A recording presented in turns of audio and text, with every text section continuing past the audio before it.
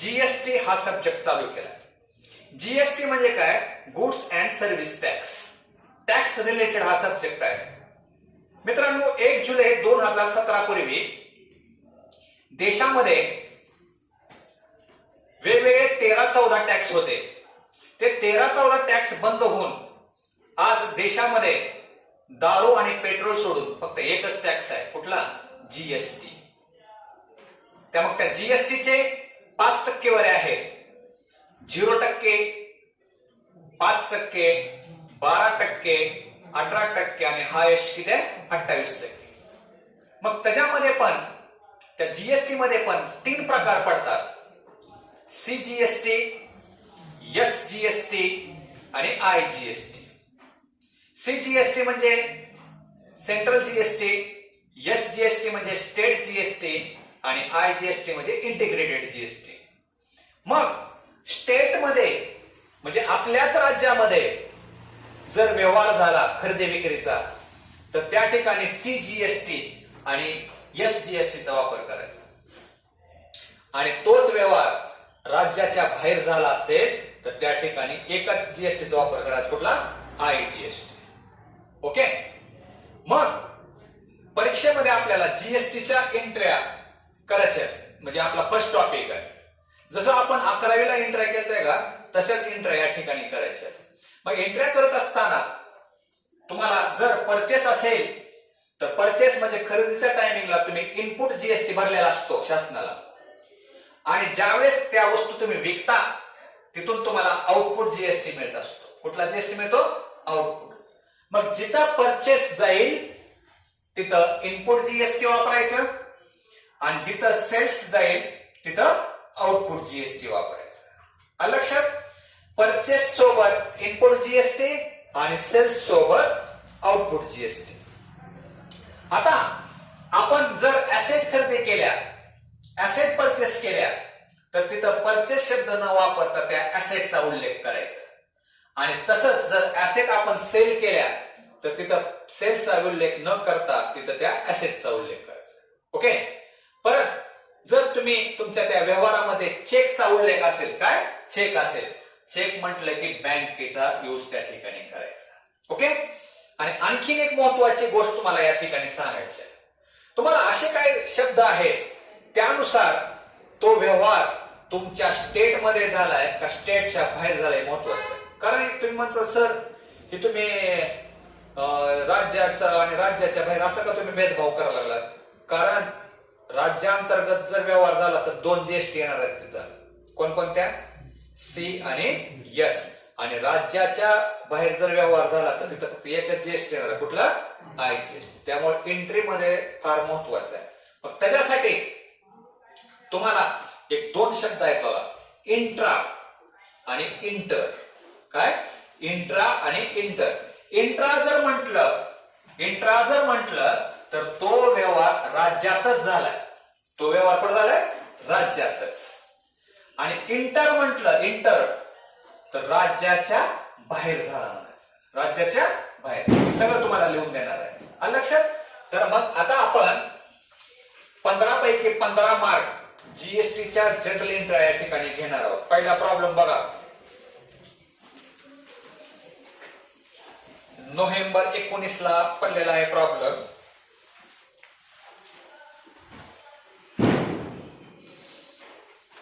Mr. Sham of Aurangabad, Maharashtra state in a registered person under GST. तुम्हाला मित्रांनो फक्त 4 transaction दिलेत. किती दिलेत ट्रान्झॅक्शन? 4. म्हणजे 4च तुम्हाला एंट्री करायच्या आणि प्रत्येक ट्रान्झॅक्शनला कॉमन 1% आहे बघा जीएसटीचे. 9% आहे. सीजीएसटी किती टक्के आहे? 9% आणि एसजीएसटी किती आहे? 9%. म्हणजे 9 किती टक्के झालं? 18%चा जीएसटीचा स्लॅब आहे. ओके. तर आता आपण प्रत्यक्षात ट्रान्झॅक्शन नुसार एंट्री घेऊया. तर पहिलं ट्रान्झॅक्शन बघा काय?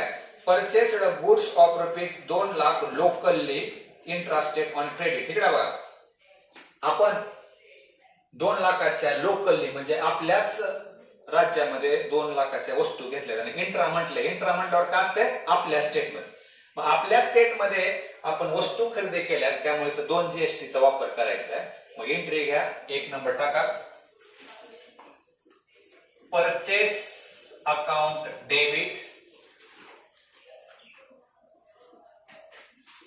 Input CGST account debit,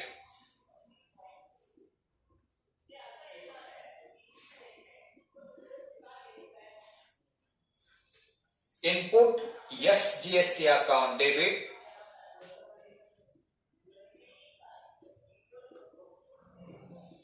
to supplier account. मी तर सप्लायर शब्द का वापरलाय कारण आपण वस्तू उधार खरेदी केल्यात. जो व्यक्ती सप्लायर करतो त्याचं नाव जर असलं असतं नाव टाकलं असतं. ओके, थांबा, गडबड करू नका. आता तुम्हाला तुमची मूळ रक्कम त्या परचेस समोर टाकायची. किती आहे बघा, किती आहे? 2 लाख टाका परचेस समोर. टाकलं 2 लाख. आता त्या 2 लाखावर 9% किती देवा? 18,000.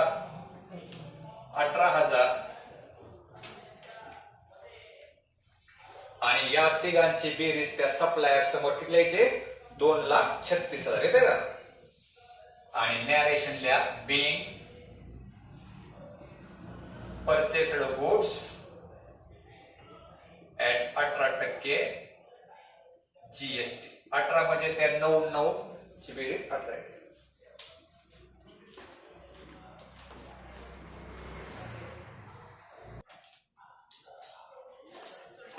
आता 2 नंबर ट्रान्झॅक्शन विचारले बघा.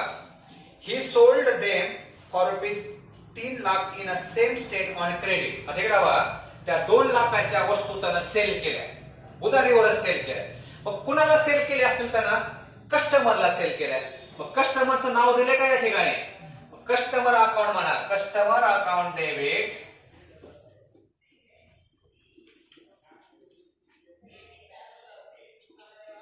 To sales account to output CGST account to output SGST account.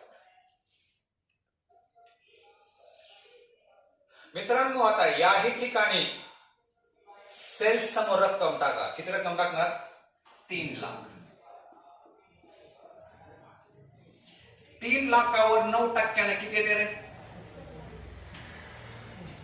27. आणि त्या तिघांची बेरीज किती येते? 3 लाख किती येते? 54,000. टू म्हटलं की रक्कम क्रेडिटला टाकायची असते आणि DR म्हटलं की डेबिटला टाकायची असते. being goods sold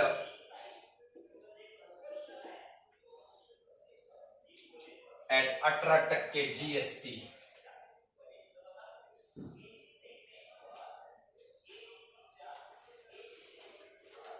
परत एकदा रिपीट करतो बघा. परचेस म्हटल्यानंतर कुठला जीएसटी वापरायचा? इनपुट. आणि सेल्स म्हटलंय कुठला जीएसटी वापरायचा? आउटपुट. जिथं परचेस जाईल तिथं इनपुट जीएसटी आणि जिथं सेल्स जाईल तिथं आउटपुट जीएसटी. प्रॅक्टिस न होते सगळं कव्हर, काय काळजी करू नका. झाले 3.5 मार्क आणि 3.5 मार्क, 7 मार्क झाले की. आता ही paid legal consulting fees ₹10,000 by cheque. इकडे बघा, आपल्याला एखाद्या व्यक्तीनं म्हणजे वकिलानं लीगली सर्व्हिस दिलाय, सल्ला दिलाय आणि आपण त्याला 10,000 चेक न रक्कम दिलाय. त्यांना आपल्याला सर्व्हिस दिल्यामुळे त्याच्या सर्व्हिसवर टॅक्स बसणार आहे. त्यामुळे एंट्री घ्या. प्रोफेशनल फीस म्हणा. Professional fees account debit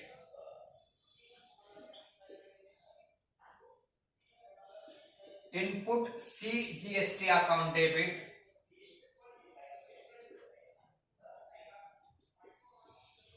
input SGST account debit.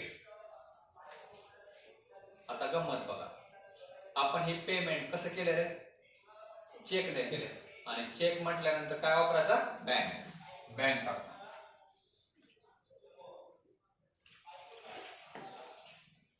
आता याही ठिकाणी त्या प्रोफेशनल फीस समोर रक्कम टाकायची 10,000.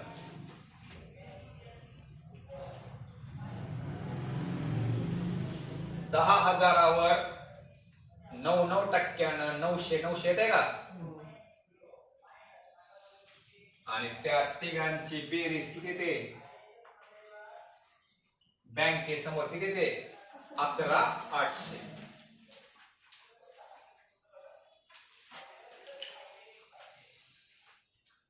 being legal consulting fees paid.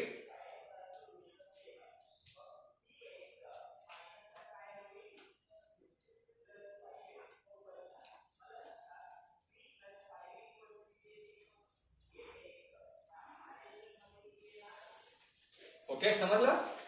आणि आता या प्रॉब्लेम मधलं लास्ट ट्रान्झॅक्शन बघा. ही purchased a furniture for office use ₹24,000 from ABC furniture shop. इकडे बघा, आता त्यानं एखादी असेट परचेस केली आहे तर तिथं परचेस शब्द नाही वापरायचा. कुठला शब्द वापरायचा? फर्निचर. घ्या, furniture account debit.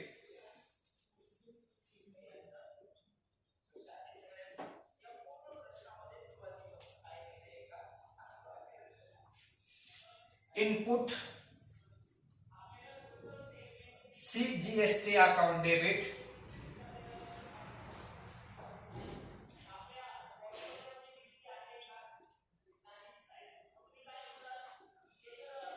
Input SGST account debit to. आता आपण हा व्यवहार उधार केलाय. कुठल्या व्यक्तीकडून खरेदी केलाय बघा? ABC furniture shop. ABC furniture shop account म्हणा.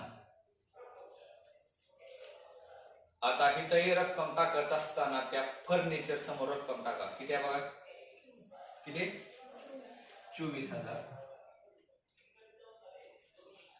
24,000वर 9% देते 2,160. 2,160 आणि या तिघाची बेरीज किती येते बघा?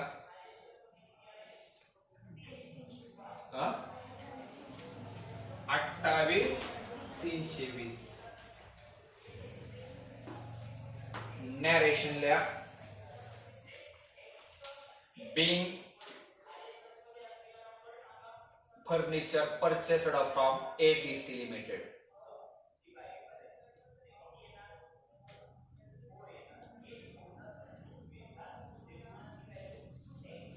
झालं. आता जे डेबिटची टोटल येते तेच क्रेडिटचे येते. पुढे जाण्यापूर्वी आणखीन एकदा समजून सांगतो व्यवस्थित.